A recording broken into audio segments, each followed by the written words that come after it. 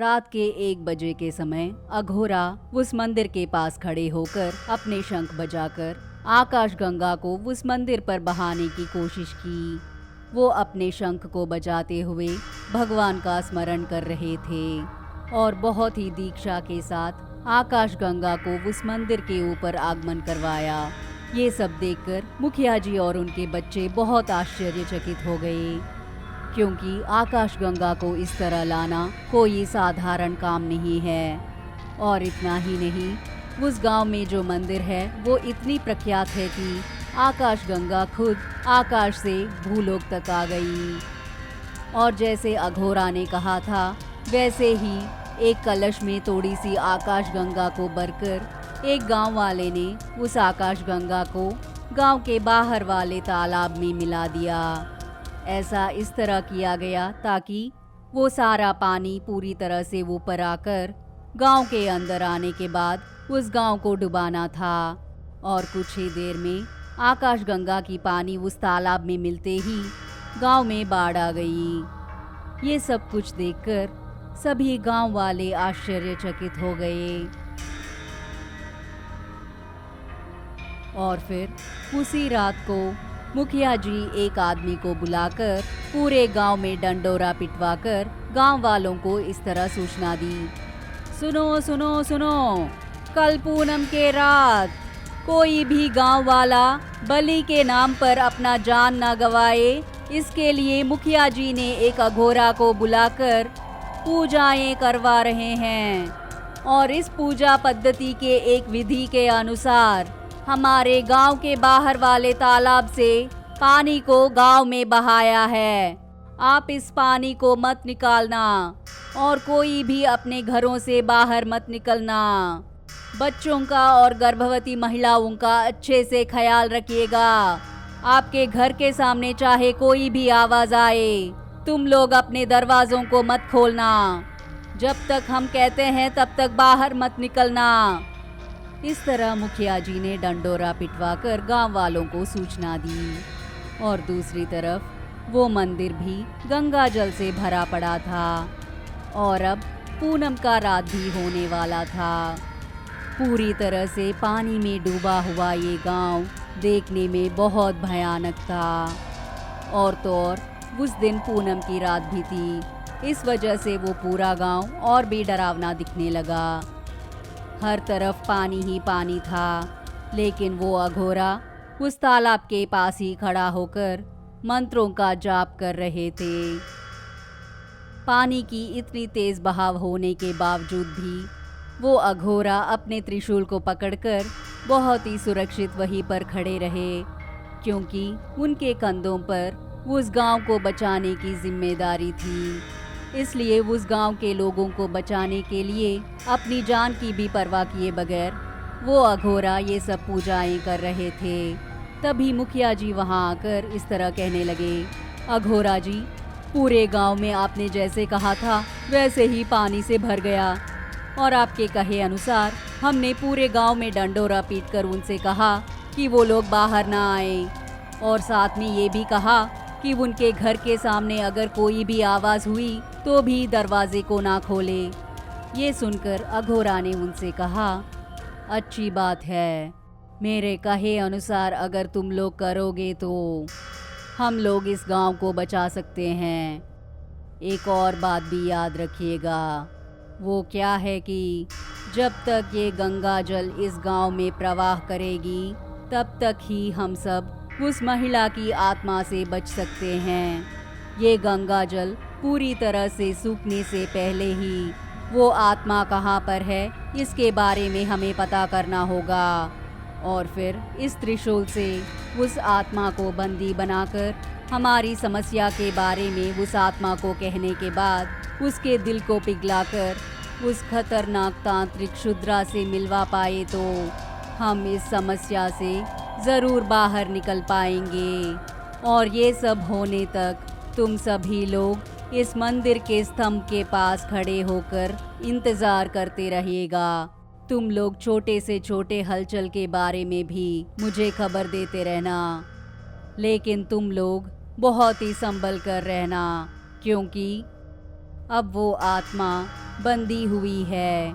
इस वजह से इस गांव पर और गांव वालों पर उसके मन में बहुत क्रोध और द्वेष होगा। लेकिन हमारे पास सिर्फ ये एक ही रास्ता बचा है। इस आकाश गंगा की शक्ति के सामने उस आत्मा की शक्तियाँ काम नहीं करेंगी। इस आकाश गंगा की उद्रिक्तता कम होने से पहले ही वो आत्मा कहाँ पर है ये पता लगाना होगा। इसलिए तुम सभी लोग बहुत ही सावधानी बरतते हुए इस मंदिर के सामने इंतज़ार करते रहना। इस तरह मुखिया जी और उनके बच्चों से अघोरा ने कहा। तब मुखिया जी ने कहा, अघोरा जी आपने जैसे कहा वैसे ही करेंगे। ऐसा कहकर वो सब चले गए। और इतने में गांव में किसी महिला की जोर से चिल्लाने की आवाज़ें और सियारों की आवाज़ें भी सुनाई देने लगी। इन भयानक सी आवाज़ों को सुनकर गांव वाले डर के मारे घर से बाहर नहीं निकले। पूरा गांव गंगा जल से भरा हुआ था और वो एक शक्तिपीठ के जैसे दिख रहा था। और दूसरी तरफ जैसे अघोरा ने कहा वैसे ही मुखिया जी और उनके बच्चे और गांव के एक आदमी एक नाव में बैठकर उस मंदिर के पास आ पहुँचे। उस मंदिर में भी आकाश गंगा की पानी भरी हुई थी। आकाश गंगा की उस शक्ति की वजह से उन लोगों में थोड़ी सी हिम्मत आई और फिर जैसे अघोरा ने कहा था वैसे ही उस आत्मा ने उन पर हमला नहीं किया और वो निडर होकर वहीं पर खड़े रह गए।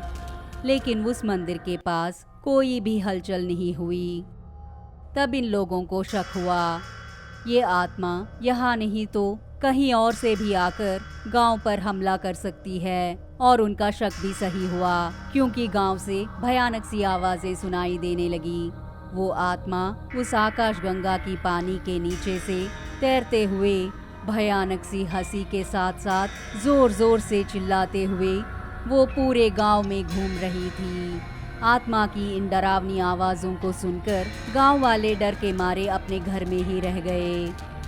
लेकिन एक अच्छी बात ये थी कि वो आत्मा उस गंगा जल की शक्ति की वजह से पानी से बाहर नहीं निकल पा रही थी।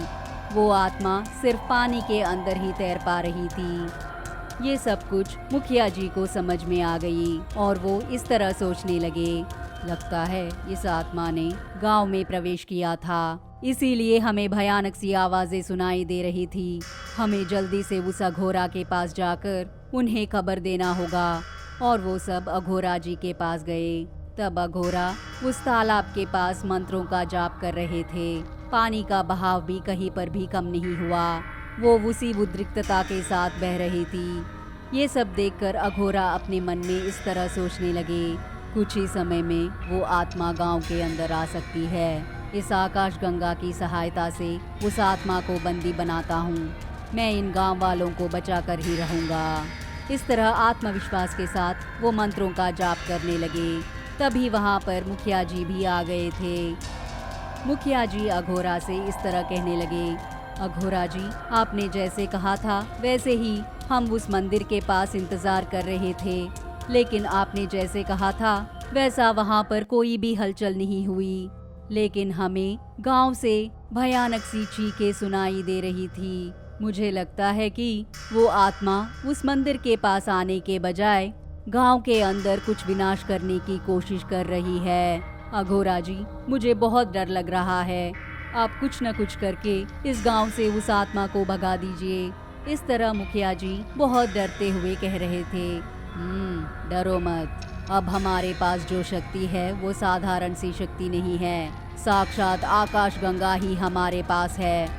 वो आत्मा इस आकाश गंगा की शक्ति से सामना नहीं कर पाई, इसीलिए वो गांव के अंदर ही घूम रही है। अब हमारी शक्ति बढ़ गई है और उसकी ताकत कम हो गई है। इस शक्ति से हम उस आत्मा को जरूर बंदी बना सकते हैं और इतना ही नहीं, हम उस आत्मा को हमारे वश में कर सकते हैं और उस आत्मा की सहायता से उस क्षुद्रा को हराकर इस मंदिर के शक्तिपीठ को वापस लाकर इस मंदिर के अंदर वापस स्थापित कर दूंगा।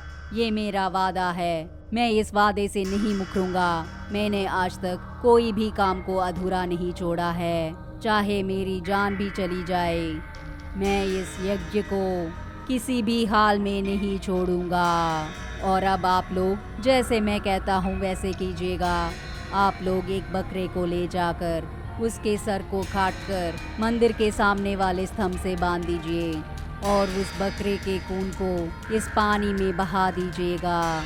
ऐसा करने के तुरंत बाद वो आत्मा वहाँ पर ज़रूर आएगी और अगले ही पल मैं वहाँ पर आकर मैं उस आत्मा को बंदी बना दूंगा। लेकिन एक बात याद रखना, ये सब काम सावधानी से करना। इस तरह अघोरा ने उनसे कहा। जरूर अघोरा जी, जरूर, हम आपके कहे अनुसार ही करेंगे। इस तरह मुखिया ने कहा।